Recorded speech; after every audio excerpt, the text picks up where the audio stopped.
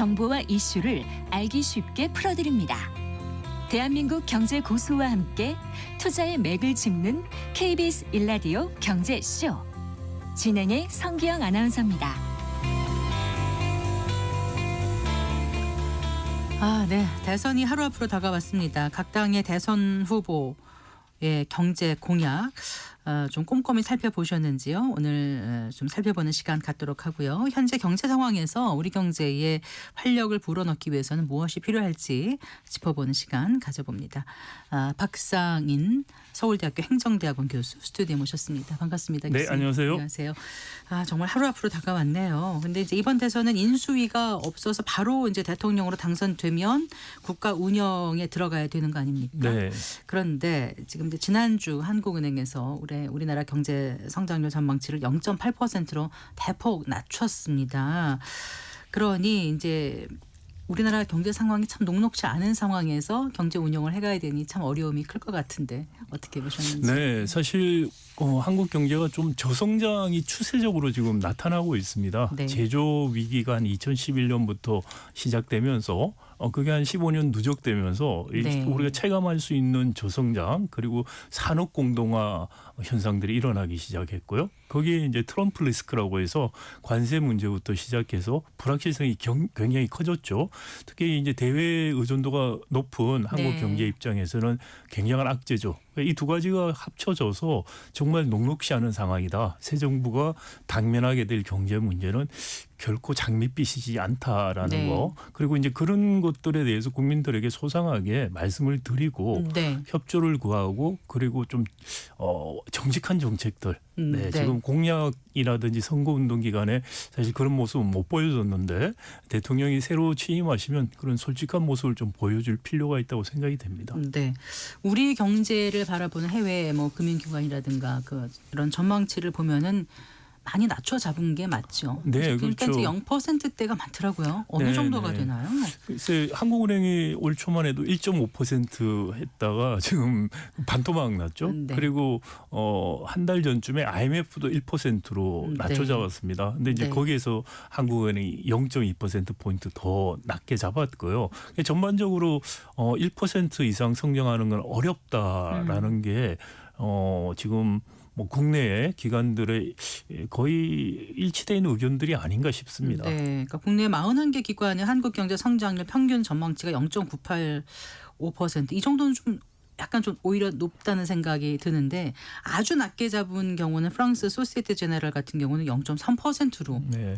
이렇더라고요. 네, 이게 이제 아무래도 트럼프 관세 협상이라든지 또 네. 전반적으로 한국뿐만이 아니고 전 세계 다른 나라들하고 협상 같은 부분들이 어떻게 될지 네. 거기에 대한 불확실성이 아직까지 높은 것이고요. 그게 이제 거기에 네. 대해서 조금 더 비관적이면 비관적일수록 성장률이 전반적으로 다 낮게 추정이 되고 있는 것 같습니다. 그래도 일부 기관에서는 조금 긍정적으로 내놓은 기관도 있더라고요. 이제 중국 간의 관세 갈등이 좀 완화된다든가 관세 유예 발표 등으로 좀 약간 좀 상향 조정한 것도 있지만 대부분은 일단 낮춰 잡았다. 네. 이게 대세인 것 같습니다. 사실 이제 이렇게 경제 성장률 전망치를 따로 말하지 않더라도 이제 실제로 국민들, 시민들이 느끼는 어떤 그 네. 체감도는 분명히 있을 거 아니에요. 그래서 좀 경제를 좀 살려주는 그런 이제 대통령이 나왔으면 좋겠다라는 열망이 강한데 이제 대선 후보들의 경제 공약 사실 하나하나 꼼꼼히 들여다보기가 어렵거든요. 일상생활 하시는 분들이. 총평을 좀 일단 해주시면 어떨까요? 네, 이 대통령 선거에서 후보들에게 바라는 국민들이 무엇을 가장 바라느냐라는 이 서베이 설문조사 같은 거에 보면 대부분들이 경제 이야기 하시고요. 그렇죠. 네. 저성장 민생 회복 문제를 제일 많이 꼽고 있습니다. 네. 따라서 주요 후보들도 10대 공약 선관위에 제출한 10대 공약에서 경제 부분 공약을 많이 가지고 있어요. 네. 이재명 후보 같은 경우에 첫 번째 공약이 세계를 선도하는 경제 강국이고요. 네. 구체적으로 보면은 AI 그다음에 콘텐츠 부분 그리고 방산이나 재생에너지 이런 것들을 일종의 신성장 동력으로 삼겠다라는 이야기를 하고 있고요. 네. 여기에 대해서 공정 경쟁이나 노동 환경 부분에서 진보적인 의제도 일부 가지고 있는 특성을 갖고 있습니다. 네. 근데 김문수 후보도 역시 경제를 굉장히 강조하는데요. 첫 번째 공약이 자유주도 성장, 기업하기 네. 좋은 나라고요. 한 7개 정도 공약이 경제와 관련된 공약을 10대 공약에 갖고 있습니다. 근데 김문수 후보는 AI 강조하는 거 외에는 사실 감세와 규제 완화라는 네. 윤석열 정부 정책을 사실상 답습하는 그런 공약이다 이렇게 평가가 되고요. 네. 근데 이준석 후보는 이제 작은 정부, 네. 권영국 후보 같은 경우는 불평등 문제 이런 것들을 강조하고 있다는 특징들이 있습니다. 네. 일단 그 AI 부분에 대한 공약은 다 공통되게 나온 것 같아요. 네. 특히 이재명 후보하고 김문수 후보 같은 경우에 AI 관련된 공약들을 굉장히 깨알처럼 많이들 하고 있고요. 또 네. 많은 부분들이 큰 범위에서 보면 겹치는 게 많습니다. 예를 네. 들어서 뭐 100조 원 펀드를 만든다라든지 인재 육성을 하겠다라든지 또는 둘 다 같이 그렇게 얘기한 그렇죠. 거죠. 네. 맞습니다. 전 주기적인 지원을 하겠다. 뭐 이런 세부적인 차이는 약간 있습니다만 기본적으로 할 수 있는 모든 걸 하겠다라는 공약이라고 볼 수가 있겠습니다. 네. 근데 과연 이제 이런 것들이 실현 가능한 건지 또 장기적인 성장 기반 마련에 도움이 될 만한 공약 구체성을 띠고 있는지 이런 게 좀 궁금해요. 그렇죠. 근데 AI 공약도 보더라도 네. 사실은 이게 우리가 그러면 모든 걸 다 하겠다는 건지 예를 들어서 네. 챗GPT 같은 것들 기초적인 그런 생성형 AI 같은 것도 한국형으로 만들겠다는 건지 아니면 그것을 기초로 해서 애플리케이션 중심으로 네. 하는 스타트업들을 지원해서 글로벌 기업의 글로벌 시장에 가게 하겠다는 건지 네. 아니면 뭐 챗GPT 같은데 재무적 또는 전략적 투자를 하겠다는 건지 네. 이런 게 이제 불분명하고요. 사실은 이걸 뭐 다 하겠다 이런 것도 사실상 현실성이 없어요. 우리 현실에 봤을 때 전략적으로 어떻게 접근하겠다는 그런 사진들이 없고 청사진이 안 보이기 때문에 네. 좀 막연히 할 수 있는 거 그냥 다 나열식으로 이야기하고 있는 게 아니냐라는 비판을 받고 있고요. 또 네. 하나는 뭐 AI는 김문수 후보나 이재명 후보 공에 말했지만 이재명 후보는 거기에 대해서 뭐 콘텐츠 산업이나 재생에너지 그리고 방산 이런 거 신성장 동력 이야기를 하고 있는데 그럼에도 불구하고 이게 저성장이 야기되고 있는 제조업의 문제 그리고 지금 산업 공동화까지 좀 일부 진행이 되고 모두에 있죠. 말씀해 주셨던 네네 그런 부분들을 그러면 이제 신성장 동력이라고 꼽은 산업들로 충분히 만회할 수 있는지 대체 가능한지 그런 이야기가 없고요. 만약에 산업 공동화가 일어난다면 어떻게 할 건지 네. 거기에 대해서 모든 후보들이 일정 이번에 언급이 산업 없다는 공동화에 거죠. 대한 대책 이런 건 전혀 나오지 네, 않았었나요? 전혀 없고 기존 산업들이 사실 특히 중국에 의해서 지금 대체되는 산업들이 맞습니다. 많고 네. 그리고 또 프리미엄 시장에서는 특별하게 두각을 못 나타내는 이른바 샌드위치 현상이 일어나고 있죠. 네. 이 현상을 어떻게 극복할 것인가에 대한 부분은 없고요. 네. 또 극복할 수 없다면 이것들을 공동화 일어나는 지역이나 이런 데 대해서 대체 산업을 어떻게 그래요.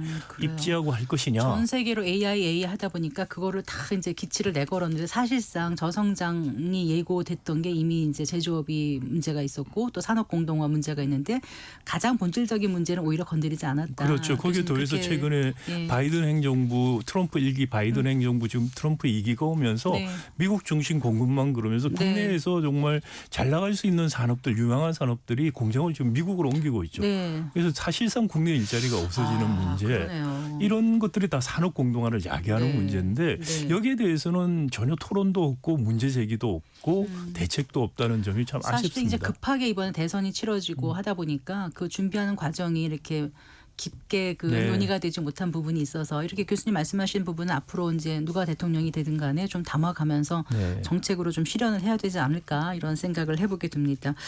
많은 분들이 지금 그래 우리나라 소상공인들이 굉장히 많지 않습니까? 자영업자. 근데 지금 굉장히 어려움을 겪고 있다고 호소하는데 이분들의 표심을 잡기 위해서라도 또 이제 국가 경제 근간이 되는 분들의 어떤 힘을 돋우기 위해서라도 지금 정책을 내걸어야 되는 거 아니겠습니까? 소상공인 대책은 사실 이재명 후보나 김문수 후보는 정말 깨알같이 네, 많이들 네. 제시하고 계세요. 사실 소상공인 문제가 어제 오늘 문제도 아니고요. 올해 특히 더 어려워졌습니다만. 네. 그래서 지난해 총선 때도 이 대책들이 많이 나왔고요. 올 2월 달에 추경에 대해서 이야기할 때도 민주당과 국힘 쪽에서 대책들을 내놨습니다. 네. 그러니까 응급 재정 지원, 현금을 준다든지 이런 현금 지원 정책이나 대출 연장이라든지 네, 신규 네. 대출한다는 금융 지원 문제, 또 뭐 전문은행 만들겠다는 이야기도 하고 있고요.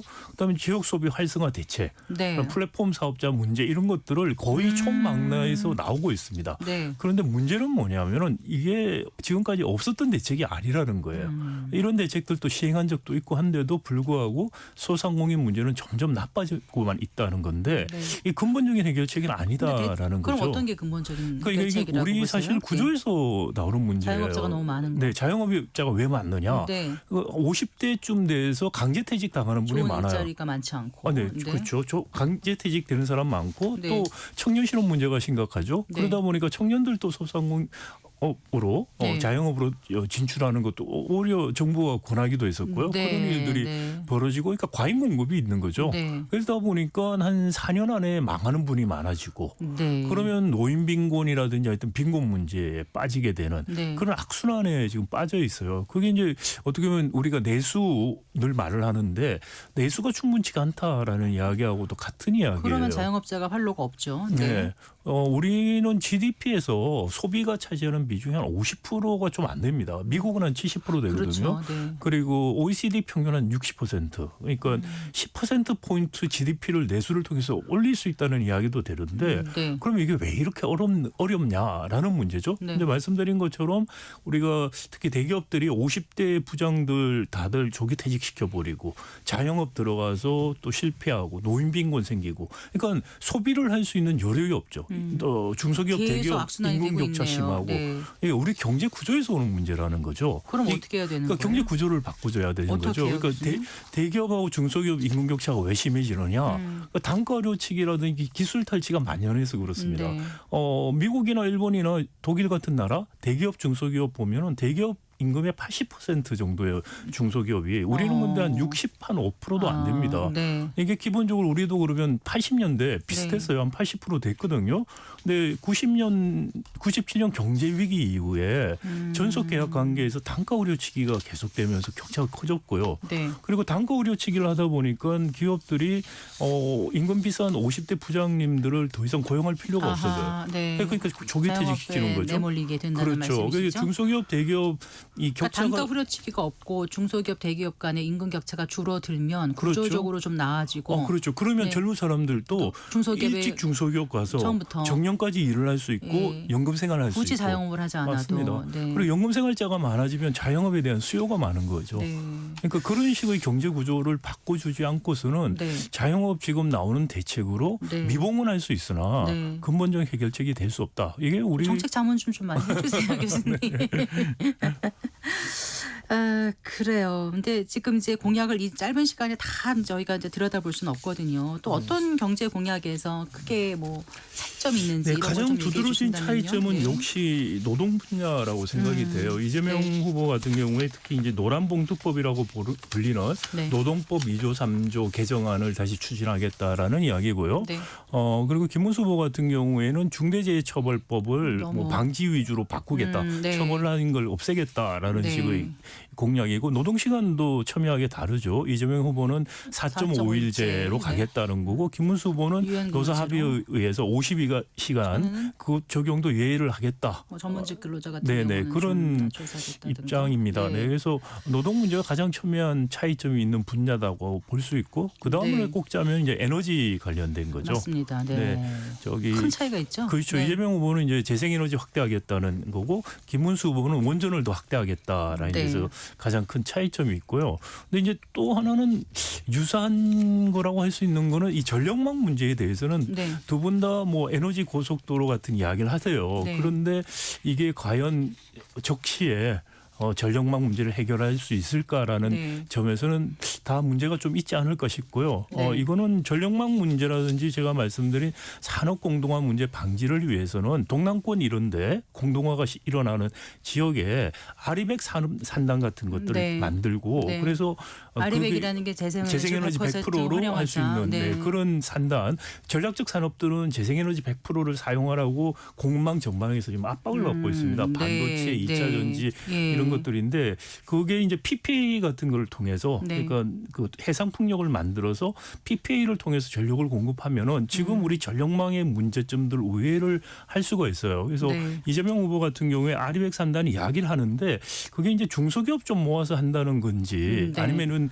큰 규모의 산단을 이야기하는 건지 좀 불확실해 보이고요. 네. 김문수 후보 같은 경우는 그런 부분에서는 너무 전략적 사고가 없지 않은가라는 우려가 있습니다. 어쨌든 AI 전력 시대에 전력 수요가 폭증하는 것만큼 네. 뭔가 좀 해결을 잘 해야 그래서 되겠다. 전력망 문제가 사실 굉장히 예. 큰 문제죠. 그리고 법정 정년 연장이라든가 뭐 이런 문제에 대해서도 조금 결을 달리하고 있죠. 네, 근데 사실 법적 정년 문제는 실효성이 있을까 저는 개인적으로 생각을 해요. 말씀드린 것처럼 화이트 칼라라고 할 수 있는 대기업에 다니시는 분들이 60이 정년인데 50대 초에 대부분 퇴사를 당해요. 그러니까 실질적인 정년이 보장되는 거, 그러니까 이제 경제 구조 문제를 바꾸지 않으면 해결 안 되는데 그게 된 다음에 사실 법적 정년이 의미가 있지. 그렇지 않으면 공공기관 같은 정말 좋은 일자리 안정적인 아니고는. 직장에만 또 해당이 되고 네. 일자리 양극화가 더 심화될 수도 있죠. 네. 과연 그 이제 실효성이 얼마나 있는가, 또 구체성이 얼마나 있는가, 또 이 정책들을 해낼 수 있는 재원이 풍부한가, 어느 정도 빚을 줄이가 이거를 수행해 나가야 되는가 이런 거에 이제 문제로 나중에 귀결될 텐데 전문가로서 어떤 얘기를 좀 그래서 해주고 재정이 싶으세요? 사실 지적하신 것처럼 우리 공약의 재정 소요가 얼마라든지 어떻게 조달하겠다는 내용이 없어요. 아 그런가요? 네. 그리고 민주당이 28일 날 공약에 대해서 210조 5년간 필요하다.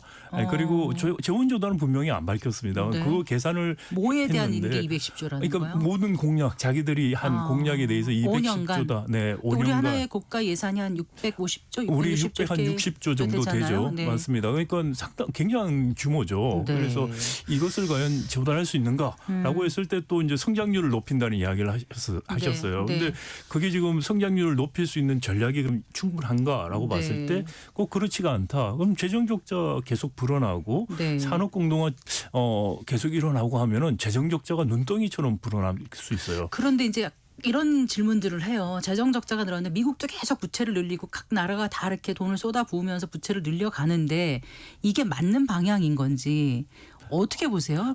사실 감당할 수 없는 수준의 재정 적자가 가면은 네. 경제 위기가 오죠. 그 중남미 국가들이 주기적으로 그런 현상들을 일어나고요. 네. 미국 같은 경우는 기축통화 국가라는 예외 때문이고 사실 일본이 미국보다 채무 비율이 높습니다. GDP로 해서. 네. 근데도 일본도 준 기축통화라는 것 때문에 지탱을 하고 네. 있고 또 하나는 뭐냐면 일본은 일본 국채를 그나마 지금 국내에서 다 소비를 하고 있어요. 근데 그게 거의 한계에 달했거든요. 네. 일본이 잃어버린 30년이 들어간 91년에 GDP 대비 부채가 60%였습니다. 근데 지금은 10년이 지나서 130%가 돼요. 예. 그리고 지금은 250에서 우리는 몇 260%입니다. 퍼센트예요? 우리는 한국은요? 지금 아직 50%가 안 되죠. 네. 그런데 우리도 사실 산업 공동화 이런 문제가 일어나기 시작하고 지금같이 재정 남발이 일어나면은 네. 일본 같이 부채 비율이 한 10년 사이에 2배가 될 수도 있고요. 그렇게 되면 경제 위기로 갈 수도 있습니다. 그런 것들을 고려해서 네. 효율적인 재정 그리고 사실상 증세가 없이 해결한다는 거는 어렵고요. 네. 일본 안 되다 보니까 중간에 또 증세도 했죠. 네. 너무 늦게 사실 증세를 하는 바람에 부채 비율 줄이는 데는 큰 효과를 못 봤다는 거. 그런 걸 우리가 참고해서 정책을 해야 된다고 생각이 듭니다. 네. 자, 교수님으로 활동하시면서 많은 재연도 하고 그러실 텐데 네. 가장 중요한 게 지금 뭔지 한 가지를 꼽는다면 그걸 실현하는 방법은 무엇인지 네. 대선 주자들한테 어떤 얘기를 네. 하고 싶은지 끝으로 좀 저는 말씀 부탁드릴게요. 새 대통령이 용기를 가져야 된다고 생각이 됩니다. 용기? 네, 뭐냐면 우리 어렵다는 걸 인정하는 용기. 그리고 이 어려움을 해결하기 위해서는 어려운 해결책밖에 없다는 겁니다. 지금 많은 공약들 한 거예요. 20년 정도 했는데 안 됩니다. 우리 경제 구조를 바꾸는 정말 지난한 어떤 노력을 하지 않으면 조성장의 문제, 양극화의 문제 해결이 될 근데 수가 고통 없다는 분담을 거죠. 하자거나 국민들에게 합의를 구하거나 그러는 과정에서 불만이 생기면 그게 또 하기가 어려워지는 게 말씀하신 게 용기란 말씀이시잖아요. 그렇죠. 용기를 가지고 청사진을 보여줘야 되고요. 더 네. 중요한 건 국민고통이 아니고 우리 재벌 같은 기득권 세력에 대해서 네. 그들의 이익과 반하는 행동을 할 수 있는 용기가 필요한 거죠. 네. 알겠습니다. 말씀 잘 들었습니다. 고맙습니다. 네. 네, 감사합니다. 박상인 서울대학교 행정대학원 교수와 얘기 나눠봤습니다.